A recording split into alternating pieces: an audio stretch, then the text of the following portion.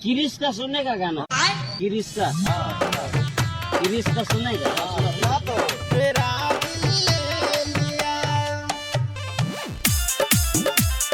music by Vikas Bettiah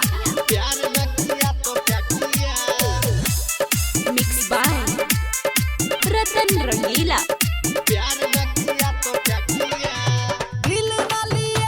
किरिश का सुनने का गाना किरिश का सुनेगा तो बोलो ना बोलो क्या किया इस दुनिया में जो अगर प्यार न किया तो क्या किया ले बेटा इस दुनिया में जो अगर प्यार न किया तो क्या किया किरिश का सुनने का गाना किरिश का इस दुनिया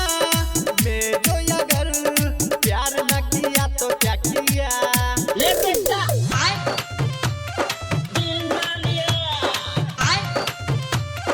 प्यार न किया तो क्या किया तो बोलो ना बोलो क्या किया तू जब जब मुझको पुकारे मैं चला हूँ नदिया किनारे किरिश का सुनने का गाना किरिश का तू जब जब मुझको पुकारे मैं चला हूँ नदिया किनारे तुझे सांसों में बसा लूं तुझे अपना बना लूं ओ मेरे साथिया तुझे दिल दे दिया मेरा दिल ले लिया तुझे दिल दे दिया मेरा दिल ले लिया किरिश का सुनने का गाना किरिश का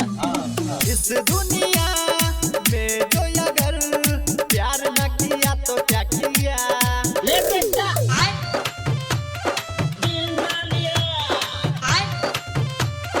प्यार न किया तो क्या किया ओ बोलो ना बोलो क्या किया तू जब जब मुझको पुकारे